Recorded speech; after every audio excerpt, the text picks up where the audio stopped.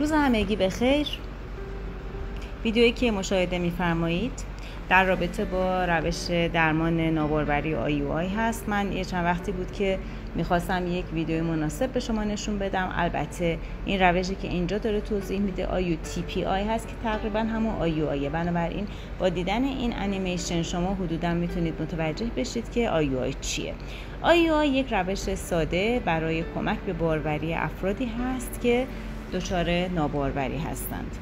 این ویدیو در واقع روش انجام عملی IUI رو به شما نشون میده. از یک اسپکولوم برای این روش استفاده میکنیم. اسپکولوم به این دلیل استفاده میشه که بتونه تا انتهای واژن وارد بشه، دهانه رحم رو باز میکنه و دید رو به پزشک میده که بتونه دهانه داخلی رحم رو ببینه و مستقیما اسپرم ها به داخل رحم تخلیه بشن. در روش IUI حدود 1 cc اسپرم پروسس شده در واقع استفاده میشه. اسپرم پروسس شده اسپرمی هست که با مواد شستشو داده میشه تا از مواد پروتئین های اضافی در واقع جدا بشه و بتونیم برای تزریق مستقیم از اون استفاده بکنیم. اول اسپکولوم رو در وضعیت بسته داخل واژن قرار میدیم، بعد اون رو باز میکنیم که تا انتهای واژن دیده بشه. بعد این اسپرم پروسس شده وارد دهانه رحم میشه و از اونجا مستقیما به داخل حفره رحمی تخلیه میشه.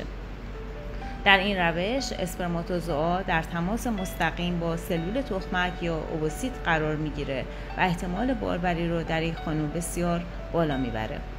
این روش یک روشی هست ساده، روشی هست به نسبت روشی مثل IVF نسبتاً ارزان و در مواردی که مشکلات خیلی جدی نداشته باشیم میتونیم به عنوان روش درمانی برای افراد نابارور از اون استفاده بکنیم. این ویدیو رو با دقت نگاه بکنید تا متوجه بشید که روش انجام IUI چی هست. اگر هر پرسش و یا سوالی در رابطه با انجام IUI داشتید خیلی خوشحال میشیم که با ما در ارتباط باشید و به صورت دایرکت برامون پیام بفرستید. روزتون بخیر.